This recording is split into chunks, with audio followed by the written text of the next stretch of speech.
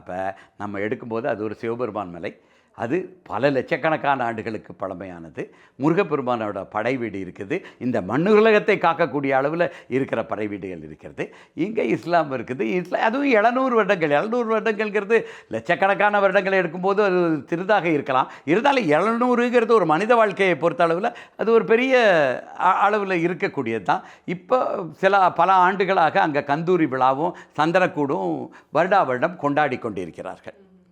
இது எல்லாத்தையும் பார்த்தோன்னா இப்போ அந்த இஸ்லாமியர்களே என்ன சொல்கிறாங்கன்னா, ஒரு 50 சென்ட் இடம் எங்கள்கிட்ட பட்டா இருக்குது.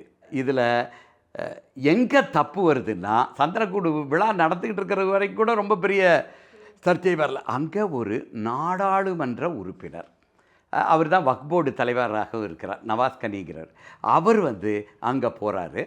அங்கே போகும்போது தன்னுடன் பலரையும் அழைத்து செல்கிறார். அழைத்து செல்லிட்டு அவர் கூட இருந்த அவர் பாராளுமன்ற உறுப்பினர் என்ன சொல்கிறார், நான் சாப்பிடலங்கிறாரு.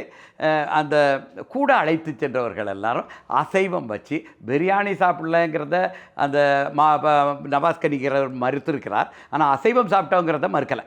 அங்கே வச்சுருக்கிறாங்க, அதை எடுக்கிறாங்க. இப்போ சமூக வலைத்தளங்களில் எல்லோரும் போட்டுறாங்க. இதிலிருந்து தான் அது பிரச்சனை ஆகிறது.